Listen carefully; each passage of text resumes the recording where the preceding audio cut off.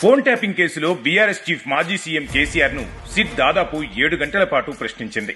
కేసీఆర్ నివాసమైన నందీనగర్లోనే ఈ ఎంక్వైరీ పూర్తి చేసింది. ఓవైపు కేసీఆర్ ను సిట్ ఎంక్వైరీ చేస్తుంటే బయట కేటీఆర్ చేసిన హైడ్రామా అంతా ఇంతా కాదు. ఫోన్లు చేసి మరీ నాయకులను పిలిపించి హడావిడి చేశారు. గతంలో చాలా మంది సీఎంలు, మాజీలు పలు సందర్భాల్లో ఎంక్వైరీలకు హాజరయ్యారు. అలాంటిది దేశంలో కేసీఆర్ ను మాత్రమే తొలిసారిగా విచారణ చేస్తున్నారనే రీతిలో కేటీఆర్ వ్యవహరించారు. కేటీఆర్ హడావిడి అక్కడితో ఆగలేదు. వాస్తవానికి కేసీఆర్ ను ఇబ్బంది పెట్టకుండా ఆన్ కెమెరాలు పూర్తి ప్రోటోకాల్ ప్రకారం సిట్ ఎంక్వైరీ పూర్తి చేసింది. ఎంక్వైరీ మధ్యలో కేసీఆర్ కు పలుమార్లు విరామం ఇచ్చింది.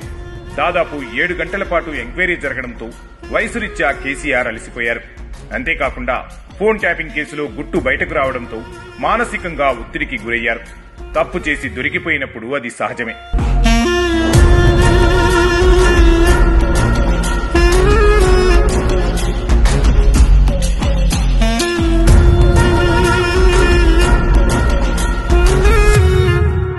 కానీ ఎంక్వైరీ ముగిశాక కేసీఆర్ పై కేటీఆర్ తీవ్ర ఒత్తిడి పెంచారు.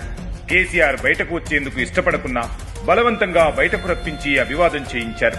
కేసీఆర్ బయటకు వచ్చినప్పుడు కేసీఆర్ ముఖంలో భయం, ఉద్వేగం స్పష్టంగా కనిపించాయి.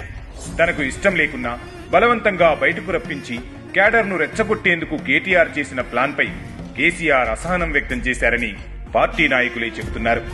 మొత్తం మీద తన పొలిటికల్ మైలేజీ కోసం కేటీఆర్ ఏదైనా చేసేందుకు వెనకాడరనేది మరోసారి రుజువైందనే చర్చ నడుస్తోంది.